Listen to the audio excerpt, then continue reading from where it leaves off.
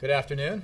Welcome to the White House for your daily briefing on June 4th, 2012. I have no announcements to make at the top, so assisted ably by my principal deputy. Josh lose all his friends. we are. You guys said? That's all you need. And with that, I'll go to your questions. Oh, Ben, you just had a question. The answer is no. Let me ask you about the economy, and then I had a question about Bill Clinton, please. Pivoting off the jobs report on Friday, I was wondering how the president continues to argue and make the argument to voters that the economy is headed in the right direction when jobs numbers are not headed in the right direction. Well, I appreciate the question, and I would say that while Friday's jobs numbers were clearly below expectations and far from good enough, they did represent the 27th straight month of private sector job creation since the president's policies began to take effect. He has argued and will continue to argue that we need to do more, and we can do more right now. Not wait until November or next January, but right now to further grow the economy and have it create more jobs. You know, the president made clear last fall that the recovery was not robust enough when he introduced his American Jobs Act. And outside economists, not White House or administration economists, outside economists judged that plan, if implemented, to be one that would create over 1 million jobs. With their backs against the wall, Republicans in Congress ended up supporting some of the elements of the American Jobs Act, but others they refused to support because they made the choice that it was more important to protect subsidies for oil and gas companies or tax loopholes for the wealthiest Americans. That is a choice the president disagreed with, but those items remain on the table. And they remain the very things that would boost job creation right now if Congress were willing to take them up. That is also true of the items on the president's to-do list for Congress, which is compiled entirely of measures that should have bipartisan support, that have traditionally in the past had bipartisan support, and which, if implemented, would all contribute to further economic growth and job creation.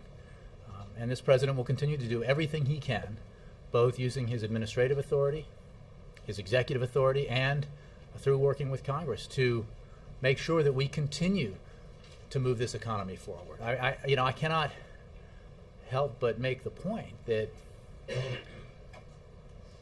the alternative here is to go back to the policies that created the 8 million lost jobs.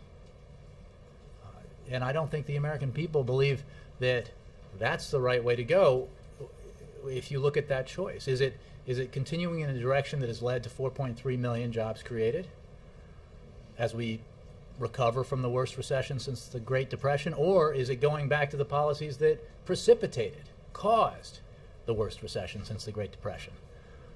The president clearly thinks that choice is clear. Are the president's proposals you mentioned, the leftover elements of the Jobs Act and the to-do list, in the White House's view, bold enough to create the kind of jobs the country needs? Or is there anything else that this White House would seek to do this year if you could get it through Congress? I would simply say that the elements of the American Jobs Act and the to-do list combined would help the economy grow and create significant numbers of jobs. There is no question about that.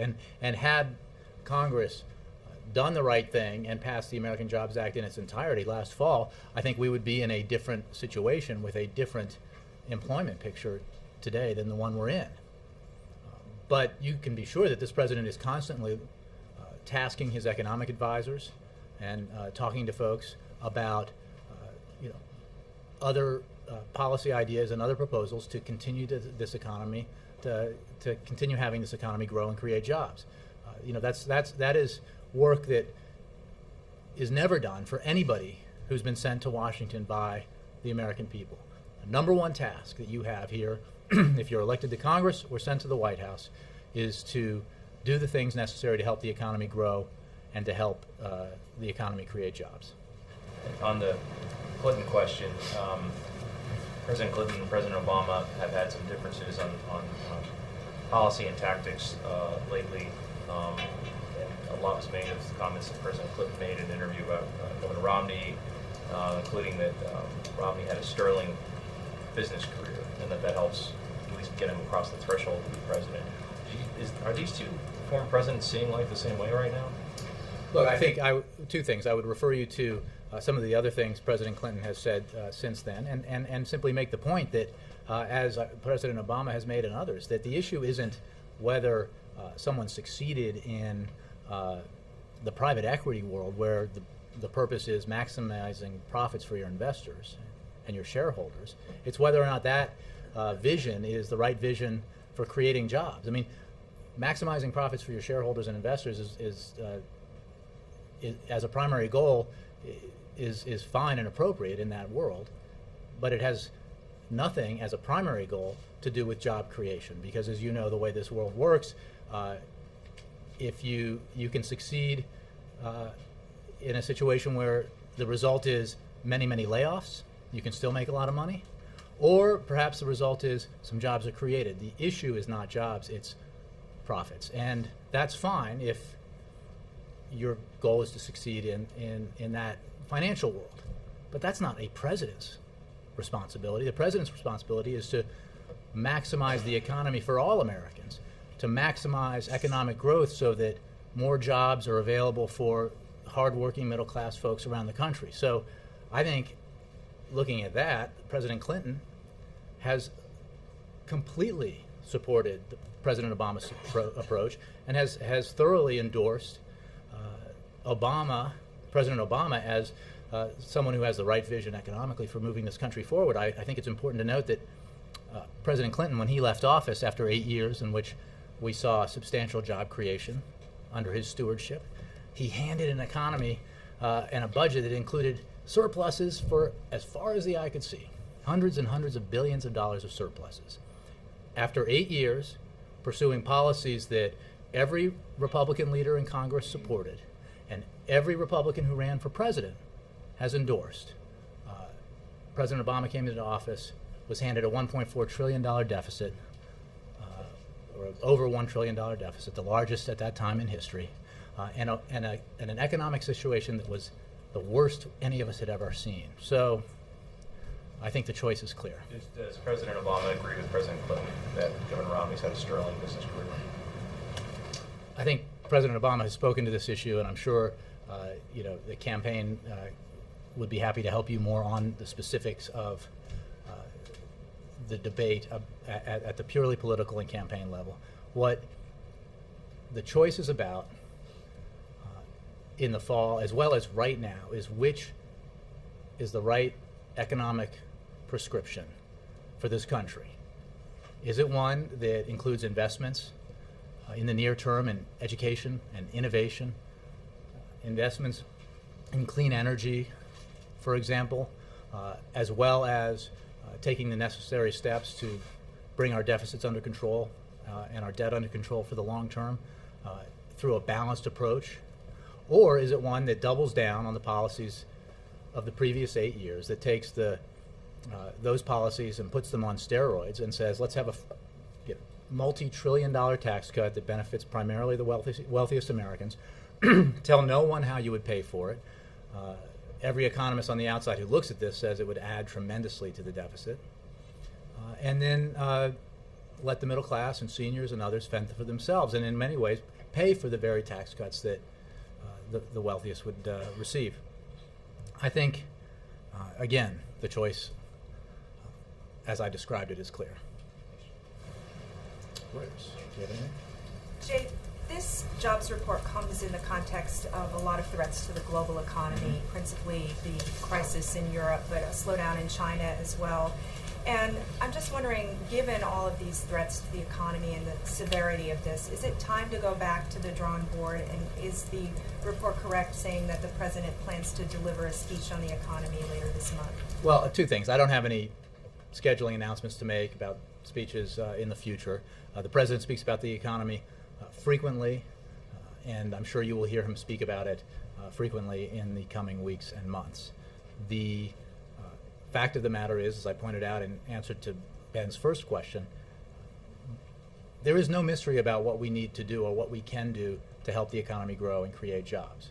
One of the often overlooked facts about the recovery that we've had thus far since the Great Recession is that there has been substantial private sector job creation, even as the economy at the state and local level has shed jobs.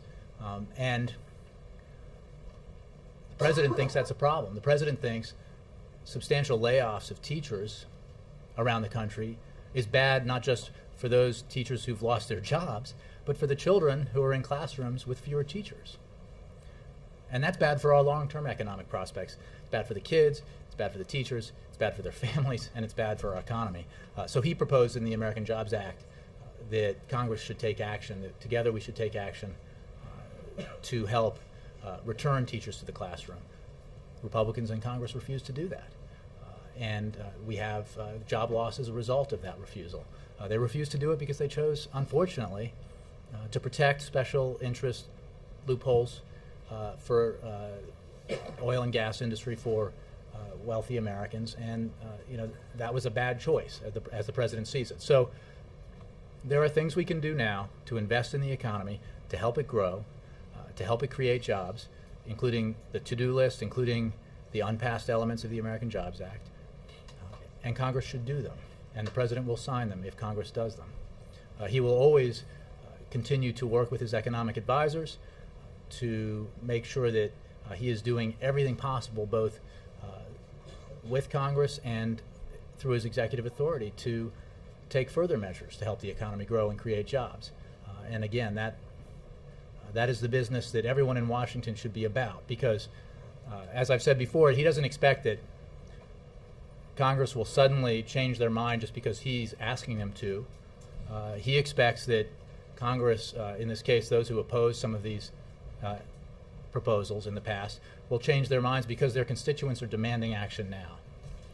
We need to be focused on the American economic situation and jobs for the American people, not on jobs that will be won or lost in November. We need to act now. But for Americans reading the news and looking at these worrisome signs in Europe and reading about the jobs report, do you think it's good enough to say, I'm telling Congress to pass my to-do list, I unveiled these measures in January, I think they're the right thing to do, my economists think they're the right thing to do?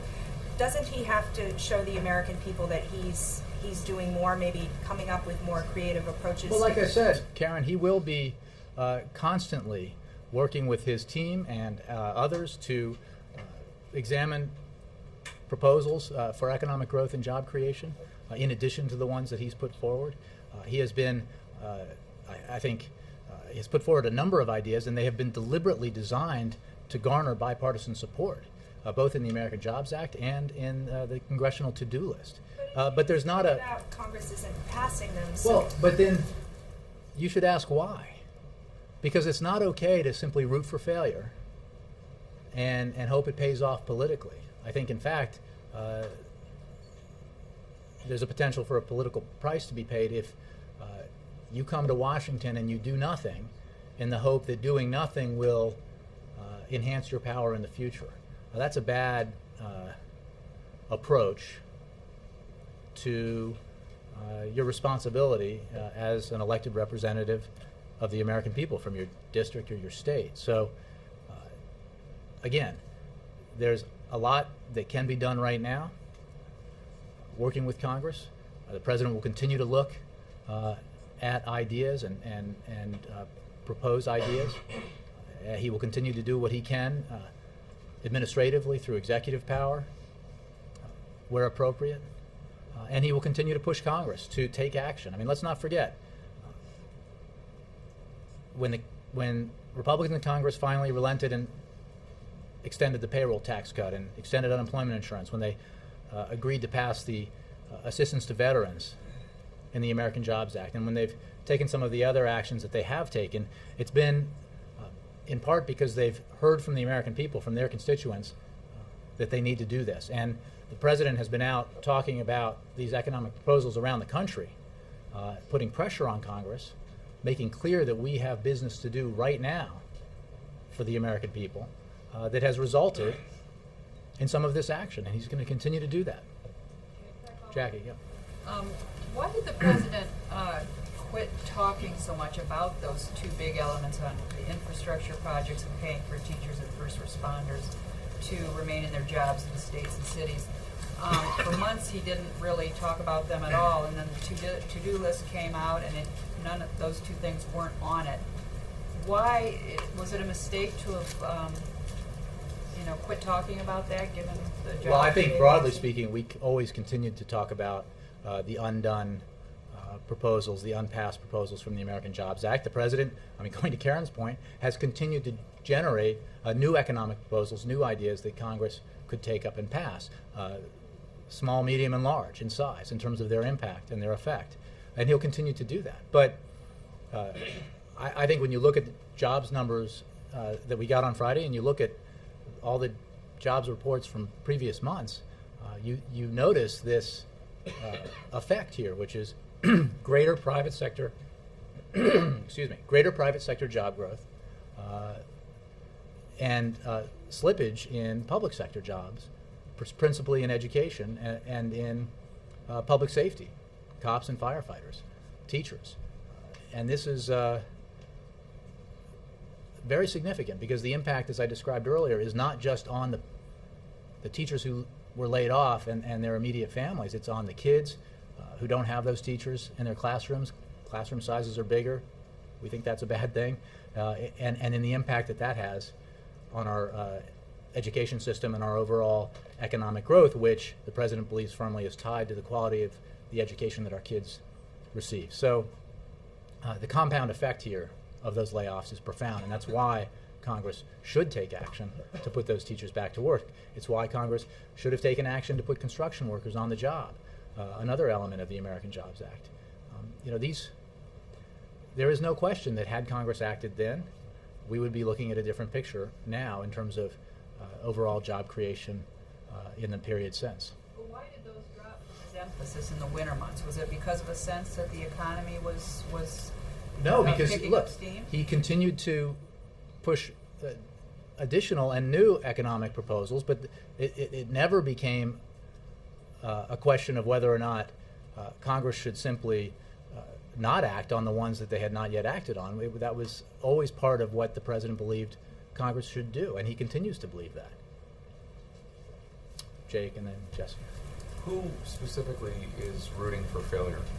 Look, I think that when you have a situation where action is not being taken on Capitol Hill, where it is obvious, as outside economists will tell you, what actions Congress could take to help create jobs, that there is at least a failure to act. And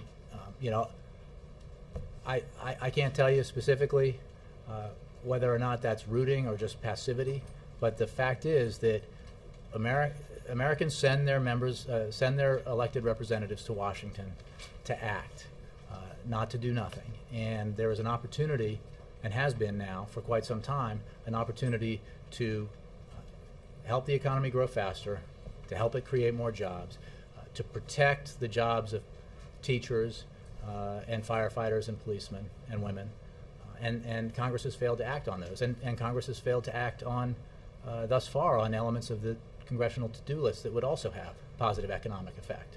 So they've failed to act by not supporting what you support, but they have been passing legislation. You just don't. Right, and the same outside economists, again, not our economists, but the same ones who get the golden seal of approval in terms of independence, will tell you that those proposals, by and large, put forward by Republicans, that include small business tax cuts with a definition of small business that gives a huge tax cut to tax fund managers, to hedge fund managers or partners in law firms, would not have any immediate positive impact on the economy. It may have some impact in the future. Some of them have neither short-term nor medium or long-term positive impact. The proposals the president put forward were specifically designed to have effect now, because the American people aren't focused on, what's going to help the economy in 5 years. Right now, they're focused on what can we do now to help this economy grow and create jobs. Is it fair to say that there is nothing new that the president plans on introducing, given this not only a bad jobs report, but revision downward of the 2 previous months, that the president's going to keep pressing forward with his to-do list and things he's been talking about for months? Nothing new. No, I don't think that's fair to say. I said what I said in answer to questions that came prior was that the president will continue to work with his team of economic advisors, as well as outside economic advisors, to examine other proposals and other ideas that, as he has all along, that could help the economy grow and create jobs. And those could be proposals that require congressional approval, or they could be proposals that he can act on using his executive authority. They can be proposals also that encourage private sector action along the lines of the things that the First Lady has done with the President and the Vice President and Dr. Biden to get the private sector to hire returning veterans from the wars in Iraq and Afghanistan. So there's a variety of things that and areas where action can be taken, and obviously the President is continuing to work with his team on potential new ideas. What the point I'm trying to make is there's not a lot of mystery in June of 2012, after all of the economic debates that we've had these past several years about what the menu looks like in terms of the things we can do both to help the economy grow in the near term, help it create jobs in the near term, take actions that address our deficit and debt in the medium and long term. One positive outcome of these debates and negotiations and swapping of proposals has been that there's a lot of work on the shelf that can be taken off the shelf and acted on if there's a willingness to take the kind of balanced approach that the American public supports, that the President supports, bipartisan commissions support when we talk about sort of broad economic proposals that include short-term action and medium and long-term deficit reduction. So in the last few days, Democrats have expressed real concern about not only the economy, but what it says about the president's prospects for re-election, and with him, the House and Senate, and who will control them. Is the president hearing from these Democrats? What is the concern? Does the president share the concern that somehow there has been a tipping point reached, that the economy is now headed in the wrong direction, not just a blip, but the last 2 months were revised downward, and the president will not be able to make the argument that the economy, as he has as recently as March, that job growth is happening, it's accelerating, and that his prospects for re-election are weaker. Is he at all concerned about this? Jake, the president is focused far less on his job than on the jobs of the American people. That's what he works on every day.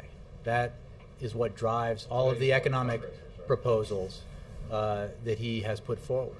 That is what has driven him from the time he decided to run for the Senate and then run for the presidency.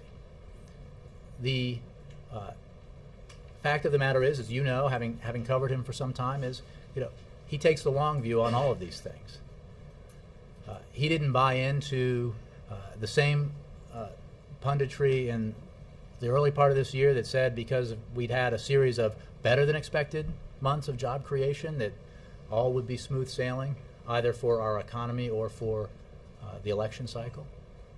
And he takes a very determined view today about the work he needs to do as president, the direction this economy needs to move, and the debate that he'll have with his opponent in the coming months over the direction the country should go in.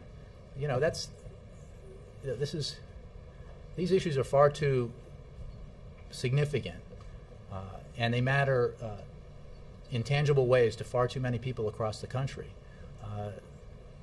to be reduced to an electoral equation. Is it good or bad for any candidate's prospects in November? That's not why he got into this. And I think, going to your last question, he will argue strongly that the actions that he took as president, working with Congress, as well as around Congress where he had to, took an economy that was in free fall and reversed that direction. Took an economy that was shedding 750,000 jobs in the month of January 2009, on the way to an 8 million job loss hole, to one that has grown by 4.3 million jobs since his policies began to take effect. And Friday's numbers were very far from where we want them to be, where the president wants them to be. But even those numbers, again, another month of private sector job creation, compare favorably by anyone's standards to losing 750,000 jobs in 1 month, which is what faced this country when he took office. And it wasn't even halfway done when he took office. So that's the way he looks at all of these issues. Jessica. On Friday at multiple fundraisers, the president seemed to make the case that the disappointing jobs numbers in May were largely due to the turmoil in Europe. If the jobs picture continues as it is, does this administration plan to make the case that it's Europe, it's Congress in Europe that's slowing the nation's economy? Well, the president made clear on Friday, and has in the past, as have others, that the situation in Europe unquestionably creates a headwind for the global economy and therefore for the American economy. And the point he made Friday and has made in the past, and I'm sure will make in the future, is that because of that headwind and others that affect global economic growth and therefore the American economy, we need to take every step that we can here at home to insulate our economy from the negative effects of the Eurozone crisis or slower growth in China or whatever headwind arises, because the fact is that's what we need to do in the United States of America. We have the biggest economy in the world. We have the most dynamic workforce in the world. But we cannot completely control events around the globe economically. Therefore, we need to pass every piece of legislation we can that helps our economy grow and helps it create jobs. And we need to take all the action we can to insulate the American people from the effect of those kinds of events. Why not just come out and say this nation is going through a slow growth period while we're deleveraging, and this is the reality we're living in? I think we speak extremely frankly about the economic realities that we face. I think the president was very clear, as have I been, that the jobs figures on Friday and the overall growth figures that we've seen of late are not nearly good enough. That's a fact. That's pretty blunt, right? We're not remotely satisfied with 4.3 million jobs created, and this president won't be satisfied until every American who's looking for a job has a job. That could be true with or without Europe's crisis. No question, but it's also true that Eurozone crises or earthquakes that cause tsunamis in Japan or the spike in oil prices or other events that affect the global economy have a negative impact on the American economy. And that's why you have to, as a matter of leadership, take every action you can here in Washington to affect our economy positively and insulate it from those events. I have a follow-up on something we asked on Friday in the gaggle. We asked about the Stuxnet story and David Sanger's piece, and whether this was an authorized leak. And subsequent to the gaggle, we were referred to David Sanger, the author of the piece, which is unusual because the White House, I think, should answer our questions, not the author of I think we've made very clear that, yeah. My question is, was this, my colleagues and I asked, was this an authorized No, leak? and I think that the reason why people pointed you to the author is that he has made clear that his reporting on this initiated elsewhere. Look, our interest is always in protecting sensitive information, protecting classified information, because it's important for our national security. In fact, some people are frustrated by that approach. that we take, because it is so vital to the ability of our men and women, both in uniform as well as in the intelligence community, to protecting the United States and to fulfilling their missions, that we protect that information. So I think the reason why people pointed you to the author is because he knows best where he got his information and had made that clear. Yeah. Tomorrow in Wisconsin, a big contest. Why didn't the president travel there? Look, the president endorsed Tom Barrett right after he won the primary. The president supports him, stands by him, and I think if you talk to the campaign, I'm sure they can give you more details about how that support is manifested. But you have a unique situation in Wisconsin where the election is the result of a recall petition, but the president absolutely stands by Tom Barrett and hopes he prevails. Does the president think that he would not have been able to help?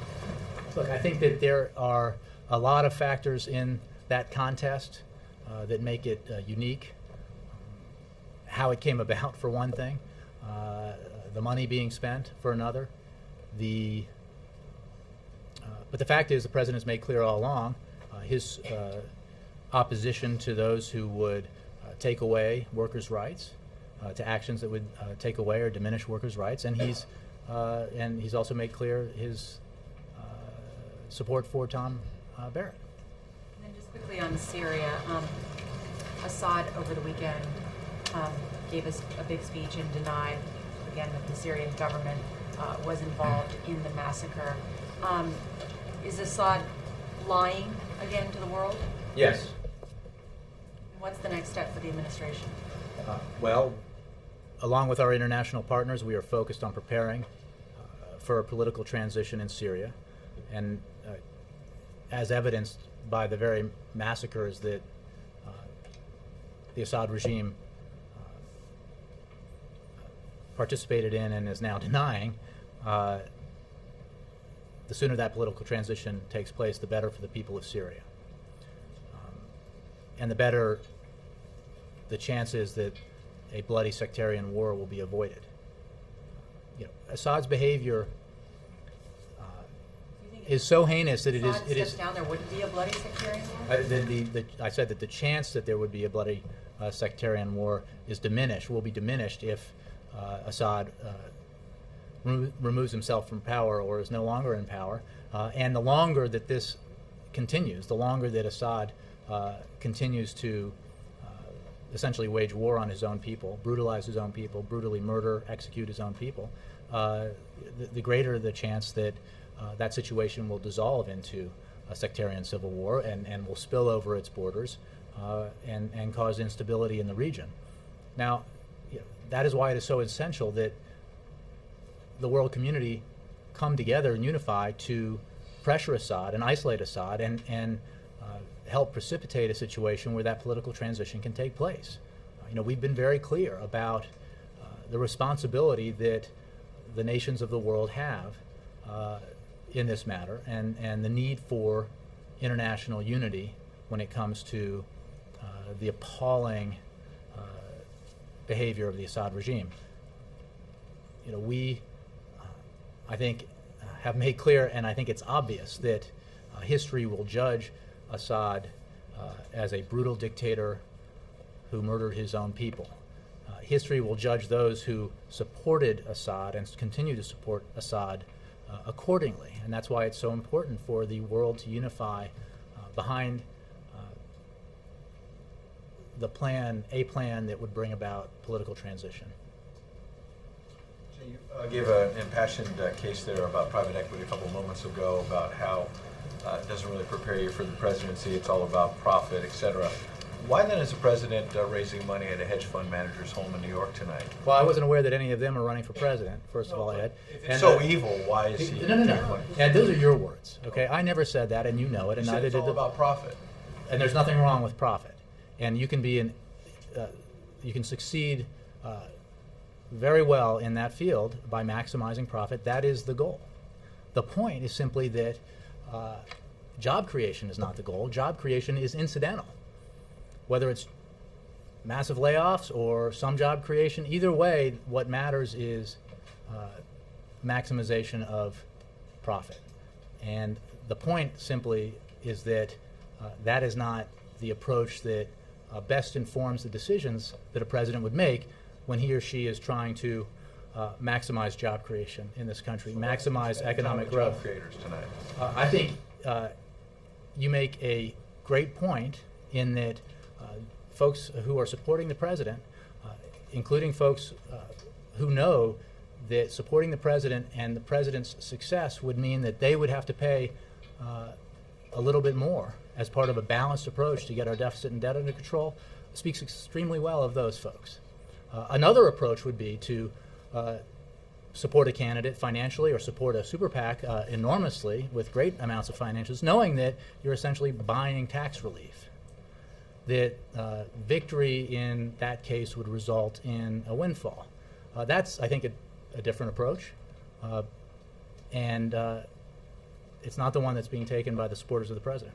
On top of the jobs report that's been discussed, there's this talk about what people are calling a fiscal cliff. We've talked about it here. Defense cuts that could kick in. That could make this job situation worse if the defense industry takes a big hit at the end of the year. And also taxes going up, as you just mentioned about taxes. The Bush tax cuts expire. Why is the president not calling Republican leaders here this week, or will he, to talk about both the job situation and making them, I guess, pass the rest of that agenda, but also looking ahead to all of this? It seems like it's being kicked after the, to after the election. Why is he not dealing with this right now with the leaders? Well, as you know, the president had lunch recently right here in the White House with leaders, both Republicans and Democrats of Congress. They stated their positions on the fiscal cliff and then moved Well, on. I mean, they discussed that issue as well as the need to take action right away to help the economy grow and create jobs. That's certainly the president's position. The fact of the matter is that the sequester that you referred to was agreed upon by Republicans and Democrats as part of the Budget Control Act last summer during the debt ceiling negotiations. The whole point of the sequester was to make it so onerous that nobody would want to allow it to become law, and therefore Congress would be forced to make some tough choices, forced to accept some things that they normally wouldn't want to accept. On the Democratic side, I think, as you saw demonstrated during the debt ceiling negotiations, there was a willingness to address the need for reforms in our entitlements. Unfortunately, there was not a commensurate willingness on the Republican side, and has not yet been, in any substantial way, a willingness on the Republican side to make the tough choices when it comes to revenue. I did note that one leading Republican senator, in talking about the effect of the sequester on defense spending, said that he believes revenue should be on the table. And I think the point of that is not to cheer, but to simply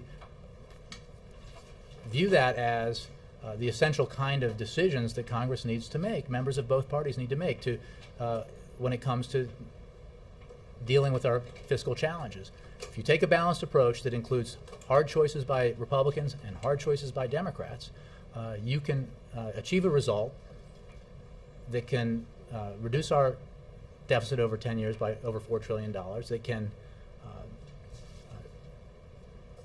allow for substantial but not damaging cuts in our non-defense discretionary spending and our defense spending, cuts that are manageable, the kinds that the president supports, because as you know, this administration, the president, Secretary of Defense, do not support cuts the size of which would be brought about by that if that sequester were to take effect. And that's the whole point, right? Congress needs to come together under the pressure of that sequester to make some tough choices.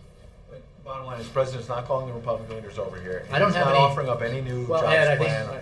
I know you remember, even though I did go on a bit, that at the beginning of my answer I did say the president just met with, not too long ago, here in the White House with the leaders of both parties in Congress. And I'm sure he will continue to do that in the future.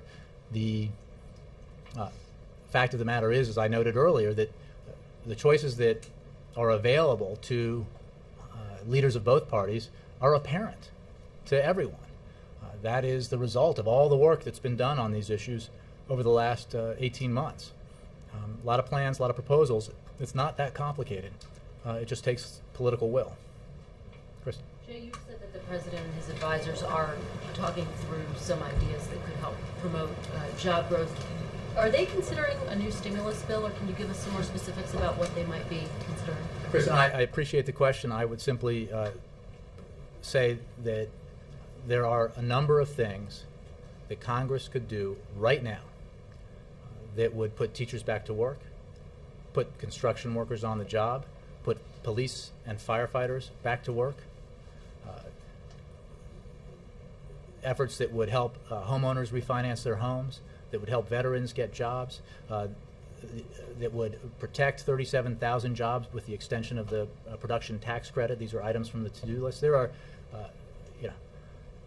at least 10 different things that the Congress could do that are already on the table that represent traditionally bipartisan legislation that would help the economy grow and create jobs. The president will, as I said earlier, continue to discuss with his economic team different options that can be pursued, different possibilities that perhaps Congress could take up to help the economy grow and create jobs, in addition to the ones that he's already proposed. And he will obviously look for every opportunity to act administratively with his executive authority to further economic growth and job creation. As you know, one of the ideas that Republicans support is moving forward with the Keystone Pipeline. Will the president revisit this idea, given the anemic jobs report? Well, as you know, and I'll take a little time here to revisit the history, the company in question has submitted a new proposal not that long ago for a new pipeline. Now, the reason that they submitted a new proposal is that the previous proposal was rejected because of broad bipartisan opposition to it, including opposition from the Republican governor in the state that would be affected.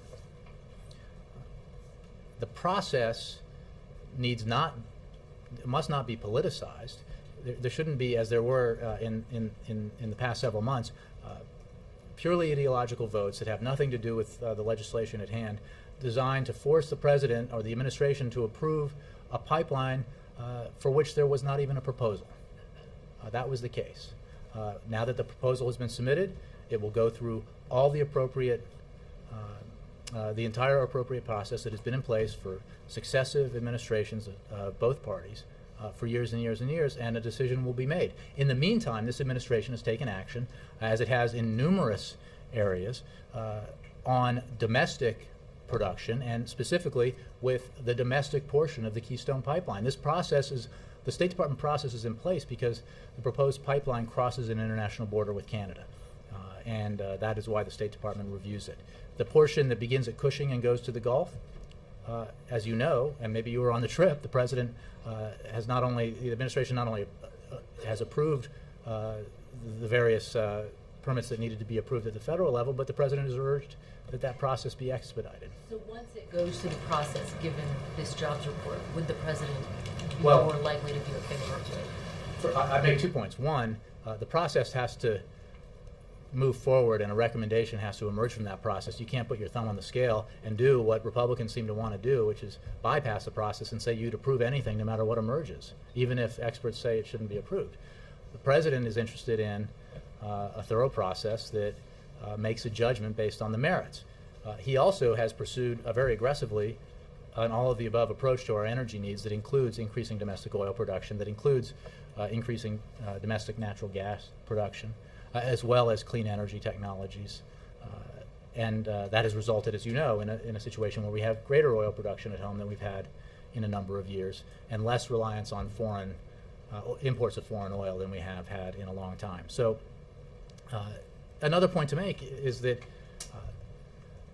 Congress could take action today on one of the president's proposals from the American Jobs Act and put vastly more people back to work today than would be employed by that portion of the Keystone Pipeline to which you're referring, the proposal for which was only recently submitted to the State Department. Jay, one more. wonder if we could get your reaction to the Mubarak trial. Human Rights Watch said that the acquittals of the top ministry officials, despite the fact that Mubarak was sentenced to life, gave a green light to future police abuse. Does the president think that the outcome of this trial was a success, and how concerned are you that this could be a green light to future police abuse? Specifically with regards to the trial, I would say simply that this was a decision made by the Egyptian judiciary according to the Egyptian legal process, and I would refer you to the government of Egypt for more information about it. We obviously continue to support the application of due process through the Egyptian legal system, but this was a decision made by that system. Move around a little bit, I think Alexis, yeah, and then Laura. There's a report out that Kofi Annan will be in Washington on Friday to meet with Secretary Clinton. Can you comment on whether the president hopes to see Annan on Friday or thereabouts? And is this a signal that the towel is being thrown in on Annan? Well, I certainly would let Mr. Annan speak for himself in terms of his proposals. Obviously, we support the Annan plan, and we have, even though we've remained extremely skeptical, I think with good reason, about Assad's willingness to comply with it. The fact of the matter is, going back to what I said earlier, the international community needs to come together to and unify around the idea that a political transition must happen sooner rather than later in Syria, so that we avert the kind of sectarian civil war that that situation could dissolve into. I don't have a scheduling update for the president, but if I have one, I'll be sure to let you know. Quick follow-up on the economy. Last week, the president, some commentators were saying that the American people are very fuzzy on the details of what President Obama would do in terms of his economic agenda, not this year, an election year, but in the second term. Does the president believe that the American people are fuzzy or don't understand the specifics of what he would do, that the choice to them is murkier than he thinks it is? Well, I'm not sure who you're citing, but the president has made clear and will continue to make clear the steps that he took to reverse a situation where we were in cataclysmic economic decline, where we were suffering massive job losses on the order of 750,000 jobs per month, where to a point where once his policies were implemented, we began to see the economy grow and to see it create jobs, and we are only partway down that road. And we need to continue to take necessary actions to see that the economy grows, to invest in the middle class, to provide the security that the middle class needs, so that it can be the foundation of the American economic engine in the 21st century, just as it was in the 20th. And part of what you will hear, and the American people will hear in this debate that awaits us, is his elucidation of his vision for moving the country forward economically. I'm not going to preview any or every speech that he'll give in the coming weeks or months and the proposals that he'll put forward. But you can be sure that there will be a very clear choice, and I think that the outlines of the different directions that are being proposed will be extremely clear to the American people. I think, again, if you look at proposals that have led to the creation of 4.3 million jobs over 27 months that have brought us partway back from the worst recession since the Great Depression, versus proposals that double down on the policies that delivered to the country the worst recession since the Great Depression, that delivered to the country a situation where in the fall or the last quarter of 2008, the economy was shrinking at almost 9%, kind of economic catastrophe we haven't seen since the 1930s, versus the president's ideas. That choice will be clear. Yeah. Yeah. Yeah, sorry. On Syria, just following up on that, we had a rebel spokesman quoted, I think, by Reuters saying that they are ending their commitment to the Annan plan. You had the failure of the EU. Putin summit to come up with any solution. I mean, so how serious is this getting on the way to the president's meeting with Putin in Mexico at the G20? And you said a plan at the end of that explanation before when you were talking about it. What other plan would, bring about? I think Secretary Clinton said that his departure does not have to be a precondition to a resolution, but it should be an outcome. And what other plan can? Well, I didn't mean to hint that there's an alternative plan.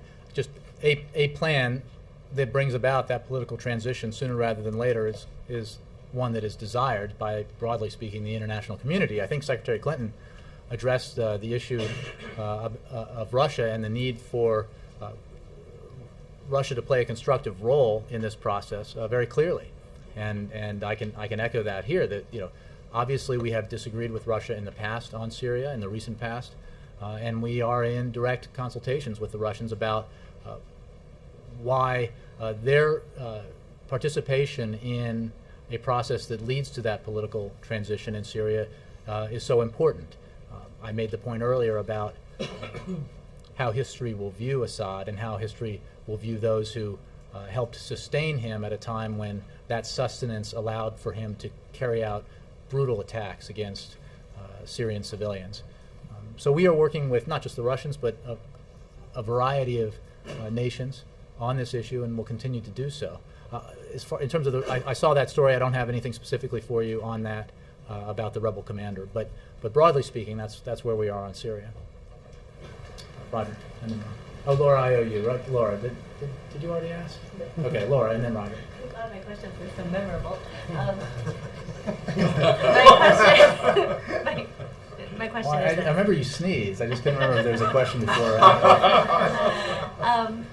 So you've laid out your argument that the president has put forward jobs ideas, the Republicans in Congress haven't been willing to act on them, and that's basically the situation we've been in for many, many months now.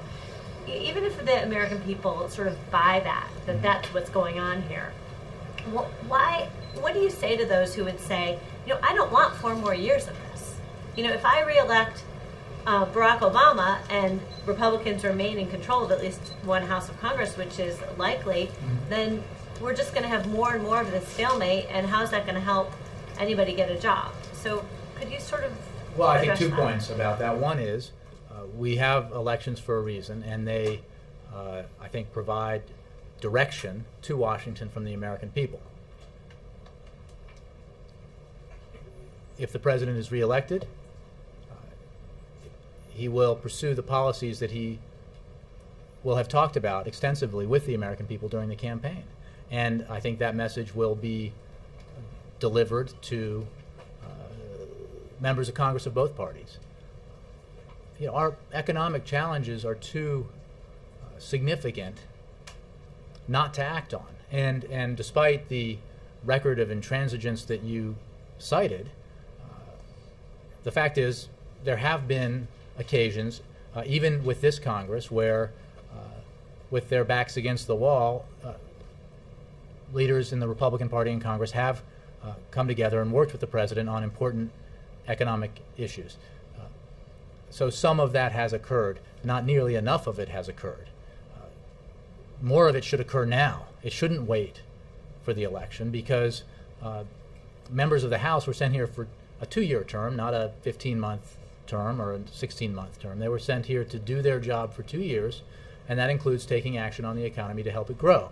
This president wants to work with Congress, has made clear in the proposals he's put forward that by their very design, they are and should be enticing to those who are willing to work in a bipartisan way to help the economy grow. So, I think that's the message he'll carry, and I think most Americans see that when they are presented the choice of the ideas the president has put forward versus some of the options that have been put forward by Republicans. And they want to see the kind of bipartisan compromise that has been very much a part of the proposals the president has put forward.